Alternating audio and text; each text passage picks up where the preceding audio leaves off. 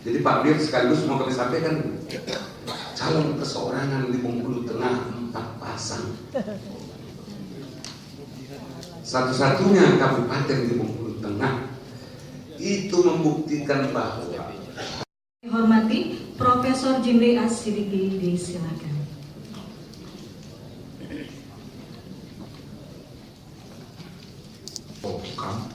Pak Mendagri, Kepala BIN, Pak Ketua Komisi 2, Pak Jaksa Agung, dan KPU lengkap, begitu juga Bawaslu, serta saudara-saudara pimpinan daerah, gubernur atau wakil gubernur, bupati, wali kota, dan hadirin sekalian. Ini menandakan kita sungguh-sungguh dalam persiapan penyelenggaraan pemilihan kepala daerah serentak 2017 ini. Mudah-mudahan ini menggambarkan tekad kita untuk berbuat lebih baik supaya pilkada serentak 2017 itu menjadi semakin baik. Dan kami sendiri di Dewan Kehormatan Penyelenggara Pemilu dalam banyak sekali menghadapi laporan, pengaduan dari berbagai daerah, juga mencatat ada perkembangan penting dalam kinerja penyelenggaraan pemilihan umum kita. Dari waktu ke waktu kita syukuri menjadi semakin baik, jumlah laporan pun makin berkurang, bukan hanya dari segi kuantitasnya, tapi juga kualitas salahnya. Dan karena itu saudara-saudara, kita patut bersyukur bahwa dengan tahap demi tahap demokrasi kita, pemilihan umum berintegritas itu bisa kita wujudkan. Tentu belum sempurna, maka banyak sekali indeks sekarang yang mengukur kualitas demokrasi kita. Kita termasuk demokrasi yang belum baik, tapi sudah tidak lagi pada level demokrasi yang gagal. Jadi kita masih di kategori sedang. Banyak sekali survei-survei yang menunjukkan hal itu. Nah, jadi oleh karena itu masih banyak sekali yang harus kita perbaiki, dan kita menyadari Indonesia ini sangat kompleks. Pemilu yang paling rumit dunia, ya pemilu di Indonesia ini. Apalagi dengan adanya serentak, dan nanti mulai 2019 serentak juga, legislatif, eksekutif, bahkan ada juga yang mengusulkan sekalian aja semuanya. Walaupun itu hanya sekedar wacana, tapi seandainya itu terjadi, maka pemilihan umum di Indonesia ini paling rumit. Di India sebagai partisipan terbesar itu tidak sekaligus pada satu hari. Di Amerika Serikat tingkat partisipasi tidak sebanyak Indonesia. Maka jikalau Indonesia adalah demokrasi terbesar ketiga, maka penyelenggaraan pemilu pada saat yang sama serentak sekaligus paling rumit kita, paling banyak partisipannya, paling banyak masalahnya, dan sebagainya. Oleh karena itu berharap untuk waktu-waktu dekat ingin sempurna rasanya memang sulit, tapi komitmen untuk terus memperbaiki ini yang kita harus syukuri. DKPP lahir tugasnya mengawal teman-teman KPU sebagai penyelenggara dan Bawaslu sebagai pengawas.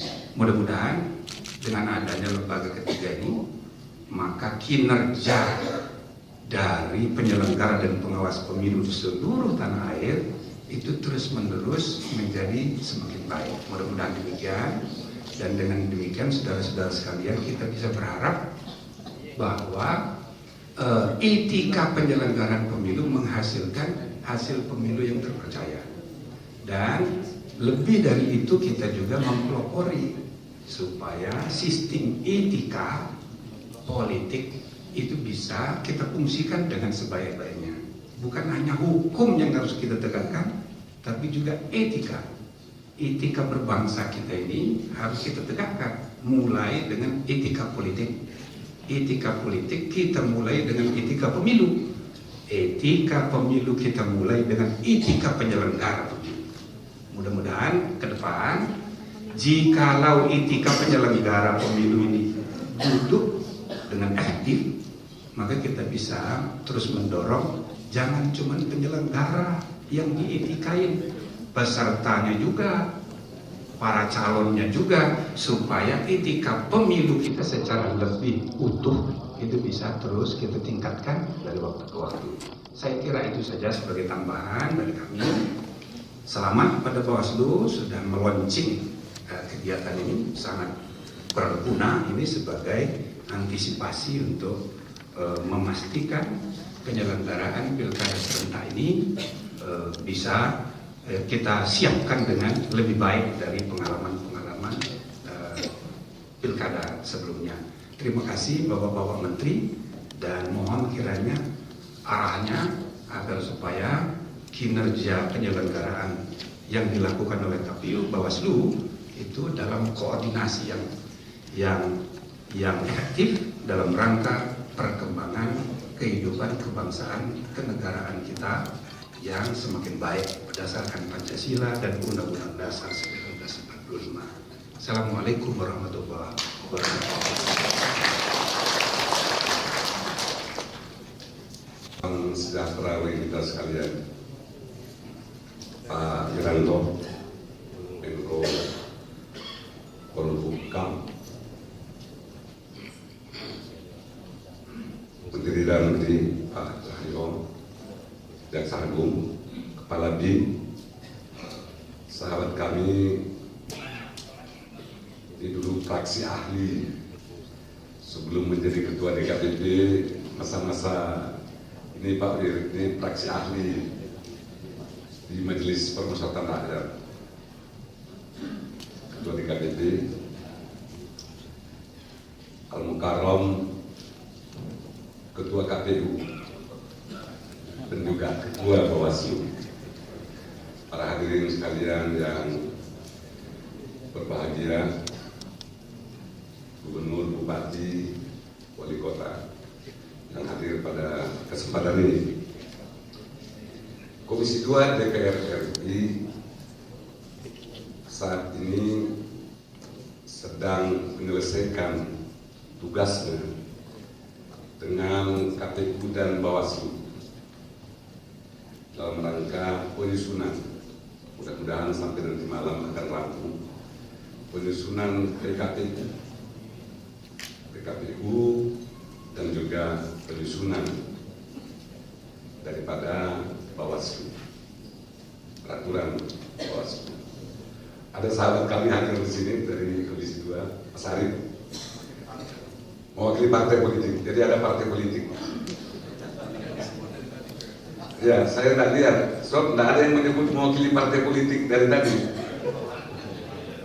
Ya, jadi rupanya ada diundang resmi mewakili partai politik. Jadi Mas Arif ada di sini mewakili partai politik. Ya, saya tidak tahu dari partai saya ada yang hadir nggak. Kalau tidak ada yang hadir, saya lah yang mewakili. Pertama, Undang-Undang Dasar kita memang pasal 18 ayat 4 itu menyatakan kepala daerah, gubernur, bupati dan wali kota sebagai kepala pemerintahan daerah, provinsi, kabupaten dan juga kota dipilih secara demokratis. Ini awal pada waktu itu kita menetapkan. Jadi sebenarnya dipilih secara demokratis itu yang kita berikan apresiasi yang khusus adalah tentang indeks kerawanan pemilu. Kalau sasarannya arahnya untuk meningkatkan kualitas pemilihan yang demokratis itu, saya kira Komisi 2 DPR RI menyambut baik terhadap hal yang disampaikan oleh Bawaslu. Secara singkat kami sampaikan, karena masih banyak nanti kita mendengar, bahwa intinya sebenarnya pilkada serentak. Kalau yang lalu 268, ada masih satu lagi Pak Wiranto yang belum selesai, yaitu kota Siantar di kampung saya. Jadi tak tahu lagi kalau kami di Komisi 2 membahasnya, Mas Adit itu mengatakan ini kota Siantar, pejabatnya kelamaan, terus masuk gelombang mana ini? Sudah di luar.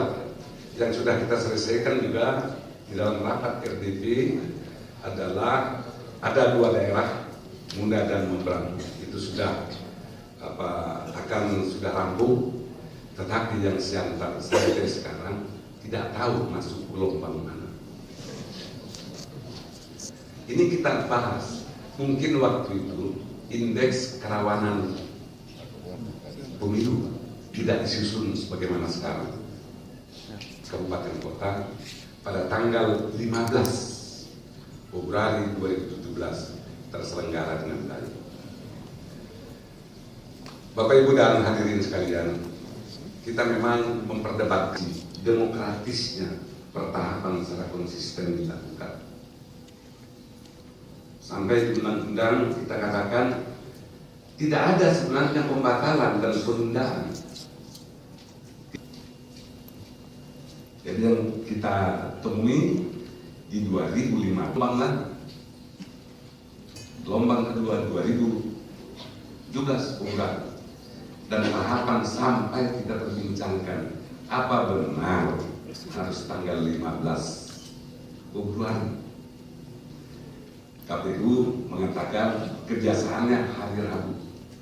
Jadi Pak Fir sampai kita persoalkan, ini Rabu apa? Kok mesti hari Rabu?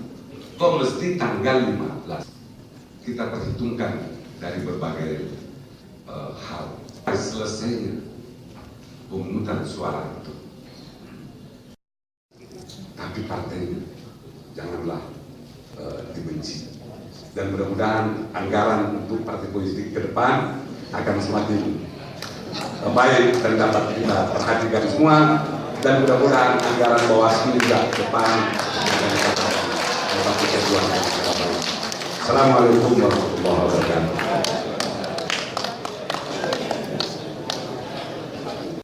Segenap upaya penguasaan dimensi teknis, pengawasan pemilihan sebagai pedoman yang efektif bagi jajaran pengawas di bawah. Pengawas di bawahnya sangat penting.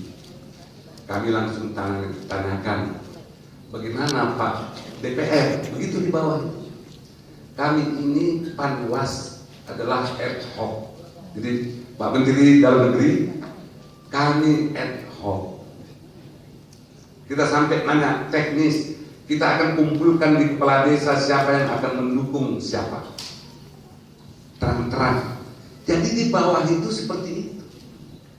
Jadi kalau negara kita lihat, yang kita lihat saja di ibu kota tadi sampai ke bawah, ini juga untuk pemahaman kita dan juga DKPP, kami harapkan dalam soal ini. Oleh karenanya kita harus lakukan hal yang sangat sinergis dengan pihak lain, termasuk DPR RI, pemerintah, pihak keamanan, media massa, masyarakat sipil dan lainnya, termasuk para pakar. Kami lihat Mbak Siti Juhro hadir di sini, yang terus-terusan kita bicara soal bagaimana mengupayakan pemilu serentak ini terlaksana secara demokratis. Jangan kita capek urusan perdebatan yang tidak penting, dan intinya adalah pemilihan itu bagaimana secara demokratis dan dilaksanakan secara adil pada saat perhitungan suara. Dari tahapan semua dilakukan, tapi intinya adalah di ujung untuk perhitungan suara dimaksud.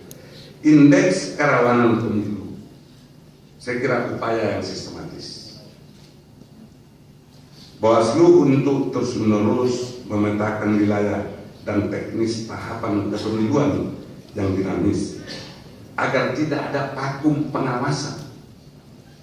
Kami rasakan membangun Muna ada Siantar, apalagi ada vakum pengawasan, ada vakum pengawasan. Kenapa ada vakum pengawasan? Bukan selesai hanya memberhentikan Bawaslu dan KPU, tidak bisa diselesaikan. Saya kira dari daerah hadir di sini. Tapi setelah dilakukan itu, apa tindakan yang akan diambil? Oleh karena itu, indeks kerawanan pemilu ini 2017 mudah-mudahan dapat menjadi rujukan bagi para pihak dan dapat mendorong kinerja pengawasan lebih terukur, cermat, cepat, dan akurat, sehingga pada akhir evaluasi pemilihan kepala daerah tahun 2017, Komisi 2 DPR RI dapat menilai dimensi teknis penyelenggaraan pemilihan yang prosedural. Sekarang kita bicara prosedural, tapi pembahasan kita, Pak Menteri Dalam Negeri, sudah 4 malam berturut-turut kita tidak membicarakan hal yang prosedural terus, tapi adalah sudah merupakan hal yang substantif. Jadi ini perdebatan dan kesiapan di Komisi 2. Mudah-mudahan hal seperti ini kita siap menuju pada pemilihan yang mengedepankan esensi demokrasi, sejatinya demokrasi, dan terwujudnya kedaulatan rakyat. Kami ucapkan terima kasih kepada Bapak Amri, dan juga kami tentunya mengucapkan selamat ulang tahun untuk Dewan Perwakilan Rakyat Republik Indonesia. Semoga semakin sukses dan membawa kebaikan dan kemajuan untuk mereka. Kepada Bapak Cahyo Kumolo.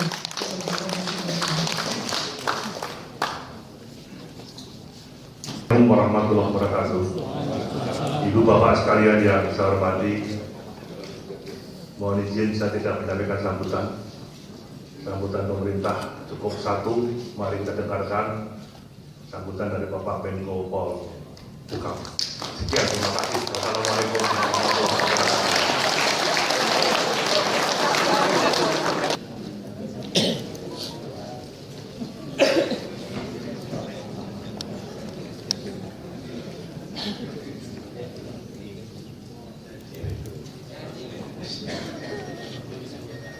Assalamualaikum warahmatullahi wabarakatuh. Salam sejahtera untuk kita sekalian. Om Swastiastu, Namo Buddhaya. Selamat siang. Yang saya hormati para sahabat saya di depan ini, banyak sekali.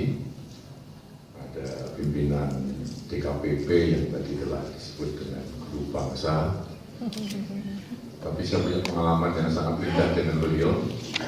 Pada awal reformasi, kalau saya sebut saja beliau sebagai salah satu arsitek reformasi. Ya, tepuk tangan. Itu betul, Pak, itu betul. Lalu yang saya hormati para sahabat saya, Ketua Bawaslu, Ketua KPU, lalu di sini ada Ketua Komisi 2, para Menteri, Jaksa Agung, Pak Kepala BIN, para yang mewakili Kapolri, yang mewakili Panglima TNI, dan teman-teman sekalian dari partai politik, nggak boleh lupa ini, karena saya dari Solo juga. Lalu para pakar yang nanti akan berikan pencerahan, saya hormati pula. Bapak sekalian, kalau saya berdiri di sini, sebenarnya saya ini termasuk muka baru dalam kabinet kerja, tapi stok lama. Ya, mengapa setelah saya lihat mulai saya foto di kantor Polhukam, itu ternyata saya berada di sana 17 tahun yang lalu sebagai Menko Polhukam. Punya nggak ada waktu itu. 17 tahun yang lalu. Lalu saya lihat fotonya para pejabat, ternyata saya sudah disisipin itu 8 pejabat. Dan sekarang masuk lagi di sana, tentu terima kasih, mohon doa restu dan kerjasamanya. Mudah-mudahan juga saya dapat berlangsung dengan baik sesuai dengan harapan masyarakat dan pemerintah. Nah, berikutnya teman-teman sekalian yang sekarang berada di sini, apakah kepala daerah dari tingkat kabupaten, kota, gubernur ya. Sebulan yang lalu barangkali sudah ketemu saya, ya, minta dukungan kursi. Tapi sekarang jangan ketemu lagi saya untuk urusan itu, jangan ya, karena saya ini sudah ketua umum partai tapi non aktif. Jadi nanti ketemu saya, ya saya nggak akan layani lagi karena saya sekarang sudah tugasnya berbeda. Baru sebulan yang lalu beberapa ini ketemu saya pasti, ya, dalam rangka petahana untuk maju kembali sebagai calon dalam rangka pilkada. Ini terus terang memang sambutan ini bukan pencerahan. Sambutan paling akhir itu paling susah. Apalagi sambutan sebelumnya itu orang-orang pinter, ahli semuanya. Oleh karena itu saya akan mengambil angle yang berbeda yang barangkali bisa memberikan satu gambaran betapa pentingnya apa yang akan kita lakukan, ya, pemilu kada, dan betapa pentingnya hari ini kita kumpul di sini untuk membincangkan hal-hal yang sangat positif untuk keberhasilan pemilu itu. Bapak Ibu sekalian, kita ini suka nggak suka, ya, setuju nggak setuju, sudah masuk dalam negara, beberapa negara termasuk kita, yang sudah memilih sistem kita, sistem yang sangat demokratis. Ya, tadi disampaikan Pak Jimli bahwa tingkat demokrasi kita ini bukan lagi di bawah, tapi sudah, ya, ada di tengah dan ke atas. Ya, kita tahu bahwa demokrasi itu kan demos kratos, bahwa kekuasaan ada di tangan rakyat. Suka nggak suka, setuju nggak setuju, memang akhirnya politik mengambil peran yang sangat penting dalam kehidupan satu negara. Ditandai dengan beberapa peristiwa politik di negeri ini, itu memang bisa mengisyaratkan bahwa dengan satu peristiwa politik atau kegiatan politik atau gerakan politik, negeri ini bisa jatuh bangun. Ya, dari mulai proklamasi kemerdekaan itu peristiwa politik. Tatkala Bung Karno dan Bung Hatta mengatas nama rakyat Indonesia memproklamasikan negeri ini, itu proses politik. Pada saat Orde Lama diganti Orde Baru, itu pasti proses politik. Orde Baru ke Orde Reformasi, proses politik lagi. Dan sekarang ke depan negeri kita masih akan sangat tergantung pada proses politik yang akan kita lalui bersama. Nah, dalam proses politik ini maka kita memilih pemimpin. Kalau di Islam juga nanti Pak Jimli koreksi saya, ada 7 orang yang atau 7 jenis manusia yang dimuliakan Allah. Salah satunya adalah pemimpin.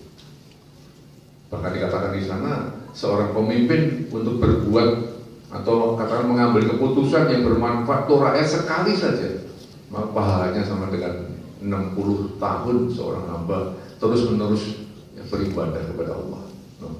Betapa hebatnya dan pentingnya pemimpin itu untuk Indonesia. Dan tidak hanya untuk Indonesia, barangkali di banyak negara bisa kita buktikan bahwa jatuh bangunnya negara itu benar-benar sangat tergantung atau betul-betul dipengaruhi oleh pemimpinnya itu siapa. Oleh karena itu, tatkala kita memilih pemimpin yang salah, maka risiko bagi negeri itu atau daerah itu betul-betul tidak bisa kita bayangkan. Nah, dalam proses pemilihan kepala daerah, ini kan proses memilih pemimpin. Sehingga kita harapkan pemimpin yang akan dipilih oleh rakyat atau output dari sistem pilkada ini adalah pemimpin yang betul-betul punya kompetensi dan punya kualitas yang luar biasa di daerah itu. Kita harapkan pemimpin yang muncul adalah pemimpin yang betul-betul punya kualitas unggulan, orang-orang yang terpercaya di daerah itu. Itu harapan kita. Namun, Bapak Ibu sekalian, dalam penyelenggaraannya masih juga banyak hal-hal yang kita anggap sebagai hambatan untuk mendapatkan pemimpin seperti itu. Maka kita bersyukur ya kepada Bawaslu, saya berikan apresiasi, hormat atas apa yang dilakukan, yakni mencari hal-hal yang dianggap merupakan bagian dari pelemahan sistem yang akan kita selenggarakan itu. Ya, merupakan bagian dari apa yang kalau kita tidak waspadai akan mengganggu proses pemilihan pemimpin yang berkualitas. Maka Pak Muhammad saya salut betul ya, yang menyelenggarakan seperti ini. Tepuk tangan untuk beliau. Dalam indeks kerawanan pemilu. Nah, teman-teman sekalian, ini bukan penilaian permanen, bukan penilaian untuk memilih atau menentukan kepala daerah dapat bintang atau tidak, bukan. Justru kalau daerah tercatat punya indeks kerawanan pemilu yang tinggi, banyak kerawanan di sana, kita harus bersyukur. Jangan kecil hati, ada waktu untuk mengeliminasi kelemahan itu, untuk pada saatnya nanti hari H C, mudah-mudahan kerawanan itu sudah tidak ada. Oleh karena itu, pesan saya singkat saja, bagi saudara-saudara sekalian yang daerahnya ya, dinilai atau kebetulan mendapatkan nilai indeks kerawanan pemilu itu masih tinggi, berarti masih banyak masalah di sana, tidak usah berkecil hati. Tapi justru merupakan satu dorongan untuk bagaimana kita bisa mengeliminasi, menghilangkan kerawanan itu, sehingga pada saat kita sudah akan memulai nanti, kita zero kerawanan pemilu. Nah, bagi yang sudah dianggap aman, juga tidak boleh kemudian ya, bersenang-senang, tidak waspada, karena sangat boleh jadi ya, kerawanan itu akan muncul, karena terus terang memang faktor-faktor yang membuat pemilu itu berhasil atau tidak cukup banyak. Apakah penyelenggaranya, ya, apakah pelakunya, apakah pemilihnya, dan masing-masing derivasinya ke bawah ya, cukup besar. Dari penyelenggara apakah biayanya cukup? Nah ini biasanya ini kalau sudah biaya gitu ya, banyak senyum-senyum soalnya, jadi masalahnya masalah rawan ya, peka tapi tidak gampang kan begitu kan, karena ini ya masih ada satu problem yang serius ya, tatkala negara sedang melakukan satu sikap ya untuk pengetatan ikat pinggang kita ya, dalam rangka kesulitan fiskal dan moneter saat ini.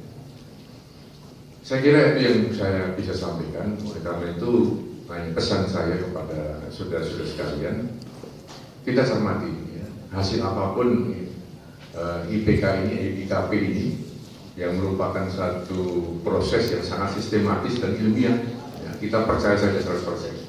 Ya. Ada istilah orang Barat mengatakan, ya, right or wrong is my country.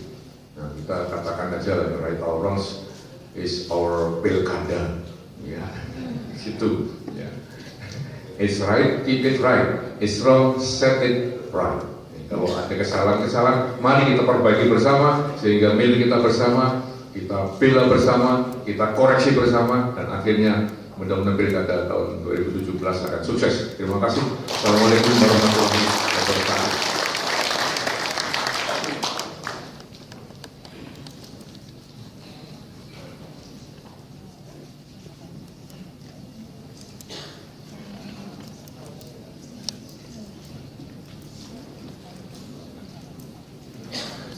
Terima kasih kepada Bapak Jenderal TNI Purnawirawan Wiranto.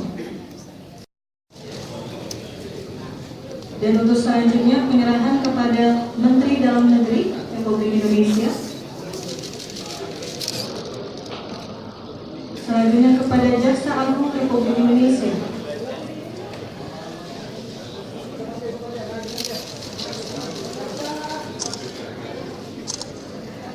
Kepada Dewan Kehormatan Penyelenggara Pemilu Republik Indonesia. Kemudian ke Ketua KPU Republik Indonesia. Ke Kepala Badan Intelijen Negara Republik Indonesia.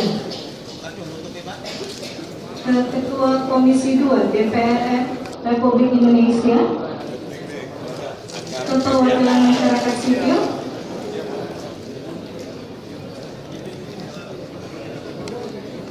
Kepada Kepala Badan Intelijen Negara Republik Indonesia. Kepada Perwakilan Masyarakat Sipil. Ketua JPPR, Ketua Perludem,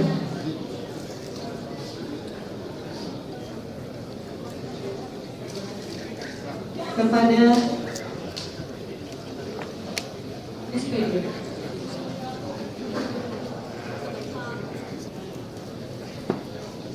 kepada Sindikasi Pemilu dan Demokrasi. Baik.